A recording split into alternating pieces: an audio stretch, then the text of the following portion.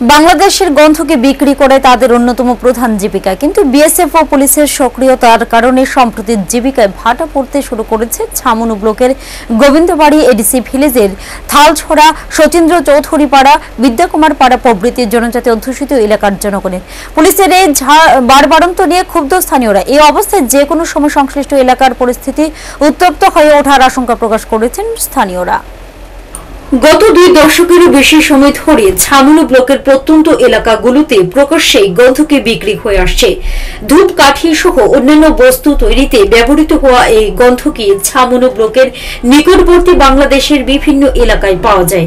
স্থানীয় জনগণ বাংলাদেশ থেকে 70 থেকে 150 টাকা কেজি দরে গন্ধকে ক্রয় করে এবং স্থানীয় বাজারে তা বিক্রি করে। এই ক্ষেত্রে তারা প্রতি কেজিতে 100 থেকে 150 টাকা উপার্জন করে থাকেন। বহুদিন যাবৎ চলে আসা এই অবৈধভাবে গন্ধকে বিক্রি স্থানীয়দের অর্থ উপার্জনের অন্যতম মাধ্যম হয়ে উঠেছে। এদিন স্থানীয় বাজারে গন্ধকে বিক্রি করতে আসা এক উপজাতির যুবক এই কথা জানান।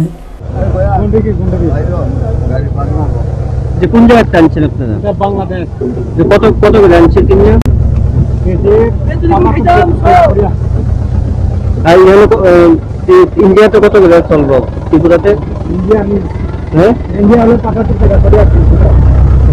এমনিতে কি কাজে লাগে এগুলা? কিন্তু বর্তমানে পুলিশ প্রশাসন এই গন্ধকের পাচার বাণিজ্য রুখতে কড়া মনোভাব গ্রহণ করেছে। সীমান্ত অঞ্চলে হয়েছে কাঁটাতারের বেড়া, রয়েছে বিএসএফ ও পুলিশের সক্রিয়তা। কিন্তু প্রশ্ন উঠেছে, কাজ নেই, কর্ম নেই। এই অবস্থায় গন্ধকে বিক্রি বন্ধ হয়ে গেলে মানুষ খাবেটা কি? ছামনু এলাকায় শ্রমিকের মজুরির দর 100 থেকে 150 টাকা মাত্র। স্থানীয় এক বয়স্ক ব্যক্তি প্রতিবেদকের কাছে এই চিত্র তুলে ধরেন। এখানে এই এলাকার লোকরা তাদের জীবিকা কিভাবে নির্বাহ করে? জীবিকা নির্বাহ করে অনেক বাংলাদেশে গিয়া কন্দরি কাটিয়া বাস করতেছে। খাওয়া দাওয়া নাই, মেন সমস্যা এটা। টাকা পয়সা নাই বিষয়ে চালও হইতে পারে না। চালের কেজিতে 27 টাকা 28 টাকা। এই বিষয়ে বাংলাদেশে গিয়া তারা কাজ করে খাওয়ান লাগে। রাস্তা যে পাহাড় অঞ্চলে যে কাজ করে, যে যার মধ্যে জমিমান কিছু আছে 150 টাকা 100 টাকা খরচ ছাড়া এভাবে কাজ তো লাগবে। আচ্ছা, বর্ডার কাজ করতে কোনো সুবিধা হয় না?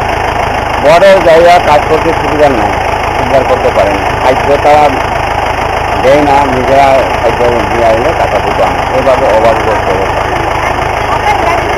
বন্ধ হয়ে গেছে প্রায় 3-4 মাস এরকম ভাবে।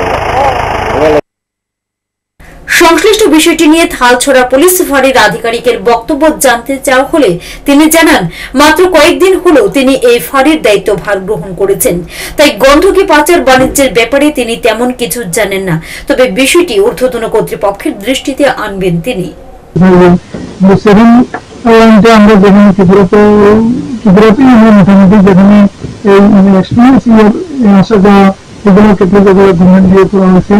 এগুলার আমরা পুরোপুরি আমরা উদ্বোধনের মামলা আছি সামনে সেক্টর থেকে লেগে একদম সবগুলা তারা যেখানে সবগুলা ইয়ে করা হয়েছে।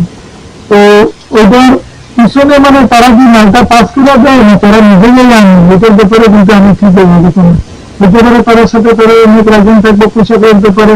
বাংলাদেশের কিছু লোক হয়তো তারা এটা পয়সার ইয়েতে তারা ইয়ে করে তারা কাছে সেল করে দেবে। আর এদিকে এই গন্ধকে পাচার বাণিজ্যে যারা যুক্ত তাদের মত হলো, এই পাচার বাণিজ্য আইন শৃঙ্খলার অবনতি ঘটাচ্ছে না, উপরন্তু জীবিকার পথ সুগম হয়েছে।